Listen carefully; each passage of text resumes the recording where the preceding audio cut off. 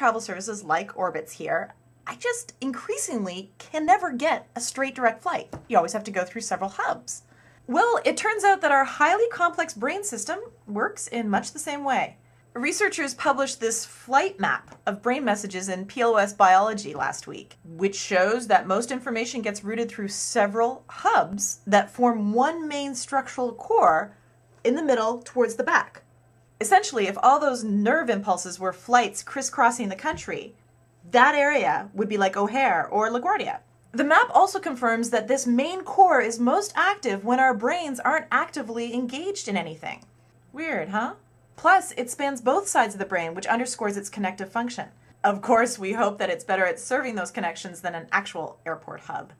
56% on time? Green transportation activism used to be easy. All you had to do was say, like this blog, "Get a carectomy, man! Mass transit rules!" Well, now the bar's been raised by someone who's saying that mass transit itself could use a green overhaul. Turns out that trains like the KMRT in Taiwan waste a lot of their energy braking to a stop in stations to pick up their passengers. So Taiwanese inventor Peng Yu-lun just decided to design a train that never stops to pick up its passengers.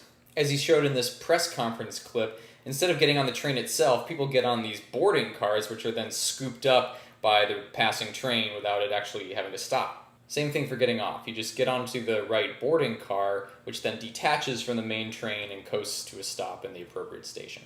The main train still has to stop at the beginning and the end of the route, but removing all the stops in between is still way more efficient overall. The main problem to work out is how to get all those people onto the boarding cars.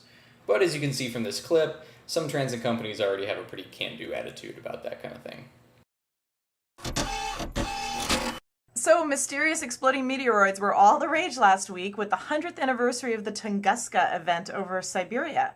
But if your taste in space blasts isn't so much related to any kind of anniversary, you might be interested in the findings coming out of the University of Cincinnati. They're about a similar but less known event that may have wiped out all those lovable woolly mammoths about 13,000 years ago. Geophysicist Alan West thinks that right around the end of the last ice age, an asteroid exploded over what is now Canada. It would have fried large parts of North America and caused climate change effects that would have extended icy conditions for another 1,300 years, which syncs up nicely with the sudden disappearance of certain large mammals. People were kind of meh about this theory until the findings came out of the University of Cincinnati, and they found, get this, you ready? Diamonds in Ohio that were then sourced back to the site in Canada where the asteroid supposedly exploded. Apparently, the only way that the diamonds could have gotten that far south is if they were blasted there. But you know what?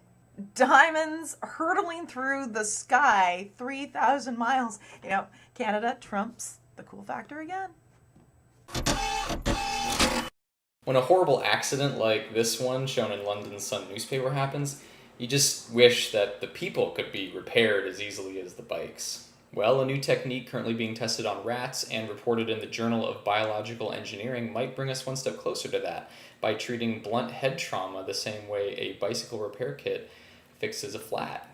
Apparently, when your brain experiences a blunt impact, individual cells can rupture just like blown tires. But researchers found that a non-toxic chemical called polyethylene glycol acts like a leak sealant on those cells. They injected it into the bloodstreams of brain-injured rats and found that if they administered it within 4 hours of the injury, the rats' behavioral performance was markedly improved.